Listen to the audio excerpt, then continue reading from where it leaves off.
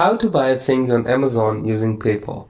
Hello and welcome to our channel. In this video, I will teach you how to buy things on Amazon using your PayPal. So Amazon does not facilitate you with using your PayPal. So what you have to do is open a new tab, search for Google,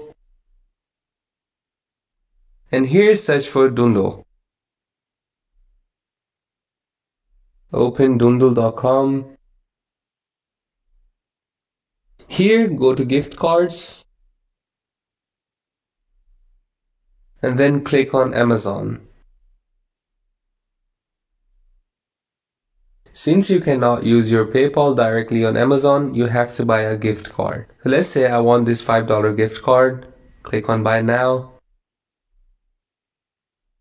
And now it's added to my card. Dundle's going to put a service cost. For a $5 gift card, you have to pay an extra $2.18. Click on Checkout.